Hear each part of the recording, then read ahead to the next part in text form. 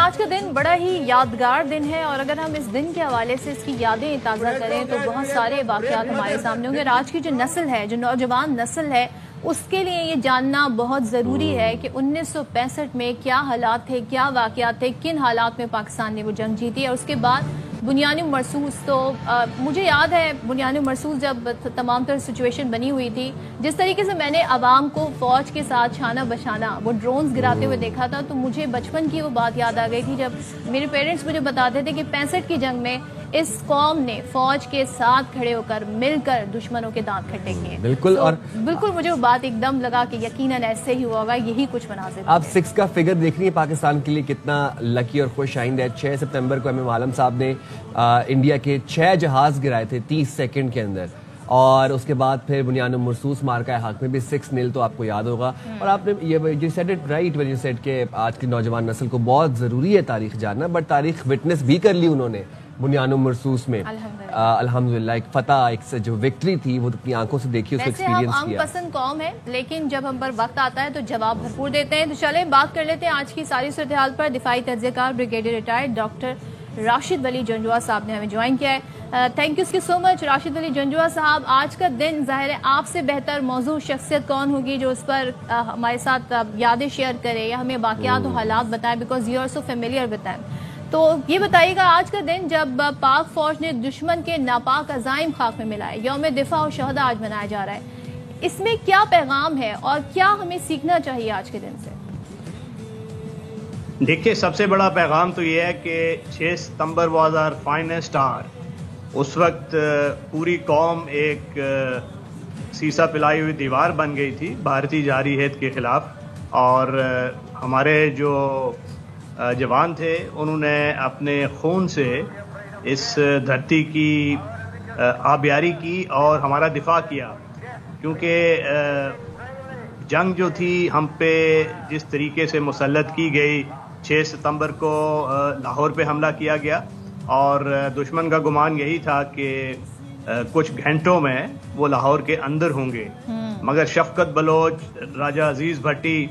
اور ان جیسے جری جوانوں نے BRB کے اوپر ان کو روک لیا، اور پھر ایسی انہیں ہزیمت والی شکست دی کہ میجر جنرل نرنجن پرشاد، اس کی جو جیپ تھی وہ گنے کے ایک کھیت سے ملی، اور وہ اس طریقے سے وہاں سے بوکھلا کے بھاگے کہ ان کو خود بھی اس چیز کا ادراک نہیں تھا کہ اتنی سخت اور مؤثر ریزسٹنس ان کو ملے گی. اسی طرح کھیم کرن کے محاذ پہ پاکستان نے جو کاؤنٹر آفینسو کیا، کھیم کرن ان سے لے لیا، اور ان کا آرمی چیف جنرل چودھری وہ اتنا بوکھلا گیا کہ اس نے آرڈر دے دیا تھا کہ ویسٹ آف بیاس پوری انڈین آرمی وڈرا کرے. اور اگر وہ ان کا جو نمبر 2 تھا جنرل ہرب بخش، وہ اس وقت حالات کو سنبھالتا نہ تو اس وقت امرتسر اور سارا علاقہ پاکستان کے کنٹرول میں ہوتا، کیونکہ وہ وہاں سے اس نے آرڈر دے دیا تھا کہ وہ نکل جائیں، کیونکہ اتنا مؤثر پاکستان کے آرمڈ ڈویژن کا حملہ تھا کھیم کرن کے ایکسس سے کاؤنٹر آفینسو. اور سیالکوٹ کے محاذ پہ دشمن اپنا آرمڈ ڈویژن جو فیلے بدمست کی طرح 1 آرمڈ ڈویژن لے کے آیا، اور جس میں 3 انفینٹری ڈویژن تھے اور 1 آرمڈ ڈویژن تھا، اور اس کی 2 ریجمنٹس تھیں جو 50-50 ٹینکس کے ساتھ ایڈوانس کر رہی تھیں. اور حالات کافی پاکستان کے لیے اس وقت نازک تھے، مگر ہمارے 25 کیولری، 24 بریگیڈ، 11 کیولری اور گائیڈز کیولری اور دیگر بہت سی یونٹوں نے وہ ایسی پامردی کے ساتھ ان کا مقابلہ کیا کہ 25 کیولری کو مین آف سٹیل کا خطاب دیا گیا، اور ان کے 14 ٹینکوں نے دشمن کے 100 ٹینکوں کو روکے رکھا. اور ہماری فضائیہ نے ان کے جو بختر بند دستے تھے ان کو اس مؤثر طریقے سے ان پہ کاروائی کی کہ وہ وہاں پہ جو مڈ ہٹس تھے ان میں جا کے چھپ گئے، اور ودرول ان کا شروع ہو گیا. اور کجا یہ کہ وہ مرالا راوی لنک کی طرف سیالکوٹ کو کاٹنے کے چکر میں تھے، ان کو اپنے سروائیول کا مسئلہ درپیش ہو گیا. ہماری فضائیہ نے اسی طرح باٹا پور کے محاذ پہ جب دشمن ایڈوانس کر رہا تھا تو اس کو اتنی مؤثر اسٹریفنگ کی کہ وہاں پہ وہ اپنے ٹینک چھوڑ کے उनको पीछे भागना पड़ा। और एयर का कंट्रोल तो कम्प्लीटली हमारी फ़ज़ाइया के पास था। छम जोड़िया में भी वहाँ पे जब तवी पे हमारा ऑफेंसिव हुआ तो उस वक्त भी इनके जो वैम्पायर और ये मिस्टेयर आए थे तो उनको कंप्लीट पहली ही झड़प में इतना नुकसान हुआ कि उसके बाद उनको आने की जरूरत नहीं हुई और कंप्लीट एयर सुप्रीमेसी एयरफोर्स के पास थी। और जंग के बाद जब तखमीना लगाया जाए तो 104 जहाज दुश्मन के गिरे और हमारे सिर्फ 19। इसी तरह दुश्मन के 181 टैंक जो थे वो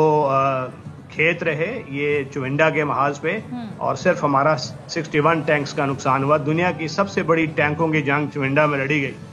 और जिस तरीके से उस वक्त भी नहीं माना था इन्होंने, या तब भी ये प्रेसिडेंट ये अपसेट हुआ, या पहले भी ऐसे ही थे? जी, उस वक्त इनको मानना पड़ा था क्योंकि उनके जो टैंक्स थे वो ट्रॉफीज की सूरत में हमारे चुविंडा में बिखरे हुए थे। जा बजा उनके वो खाकस्तर अल्क्स जो थे वो पड़े थे और हमारे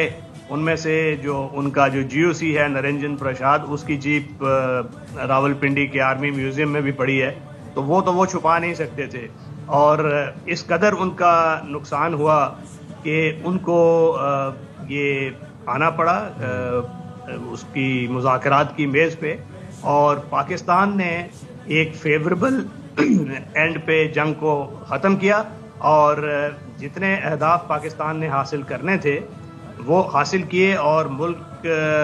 का जिस तरीके से अभी बुनियानुल मरसूस में एक इमेज बढ़ा है, बिल्कुल ऐसी ही सूरत हाल 1965 में थी और पाकिस्तान को एक ऐसी कौम के तौर पे जाना गया कि जो अपना दिफा भी कर सकती है और अब जो जंग जो है दुश्मन के अंदर भी उसके इलाके में ले जा सकती है अगर उस पर नाजायज जंग मुसल्लत की जाए। राशिद साहब एक चीज बताइएगा, 6 सितंबर 1965 जब भारत ने 600 टैंक्स के साथ लाहौर में दरअंदाजी की, 17 दिन तवील ये जंग थी जिसमें भारत के दान खटते हुए हमने देखा कि पाकिस्तानी कौम अपनी पाक अफवाज की शाना बशाना खड़ी थी। इस दफा भी ड्यूरिंग मार्का हक भी जो हमने मनाजिर देखे, जो हमने जज्बा देखा इस कौम का, ये जो पाकिस्तानी कौम का सफ़े अव्वल में रहकर अपनी पाक अफवाज के साथ खड़े होकर तमाम तर महाजों में लड़ना है, इस जज्बे को कैसे देखते हैं? देखिए, यही वो जज्बा है जो हमें 1965 में भी कामयाबी की तरफ ले गया था और इस मरतबा बे में बुनियानुल मरसूस ऑपरेशन में हमें कामयाबी मिली क्योंकि पूरी कौम जिस जज्बे जिस शिद्दत के साथ अफवाज के पीछे खड़ी थी तो उससे जाहिर हो रहा था कि ये सिर्फ फौज जंग नहीं लड़ रही बल्कि ये whole of the nation war है। इस मरतबा भी आपने देखा, चाहे वो मीडिया का महाज हो, चाहे वो एकेडेमिया का महाज हो,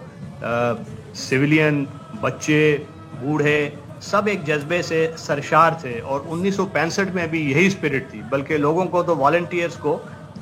जंग में जंगी इलाके की तरफ जाने से रोकना पड़ता था। लाहौर के महाज पे लोग लाठियां लेके आगे थे कि हमें आगे जाने दें, हम भारत के जो बढ़ते हुए टैंक हैं उनका मुकाबला करेंगे। तो यही जज्बा इस मरतबा भी नजर आया और इस हमारी जिस तरीके से अफवाज की तजीराई की, अवाम ने जिस तरीके से वो सीसा पुलाई हुई दीवार बन के दुश्मन के का मुकाबला पूरी कौम ने किया, बैना यही सूरत हाल 1965 में थी।